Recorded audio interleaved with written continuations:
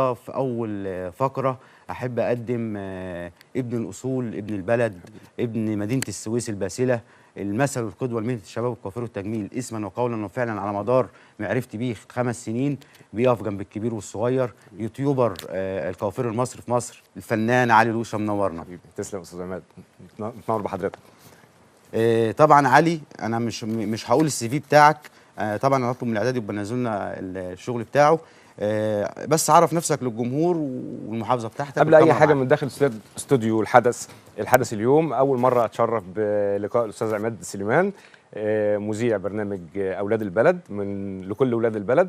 يشرفني طبعا ان انا التقي معاك ونقدم الموسم ال 12 في مجال مصففين الشعر، مهنه التجميل الرجالي، ده التخصص بتاعي. المهنه المره دي المسابقه ان شاء الله هتختلف عن كل مره، لان بالفعل احنا عايزين نحقق كلمه كوافير وافتخر من ملوك صناع الجمال.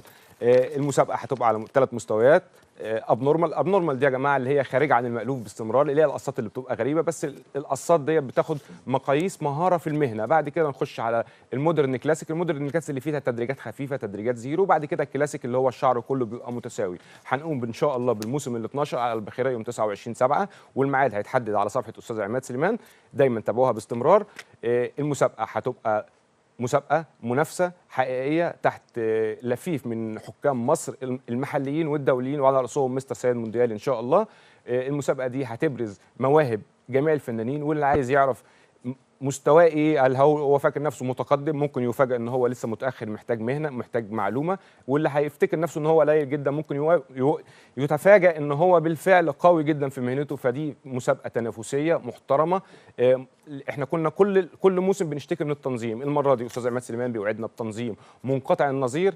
المسابقه تنافسيه، هننافس على الباخره على كورنيش النيل، والباخره هتاخدنا في جوله نيليه اثناء المنافسه، وهي يوم جميل.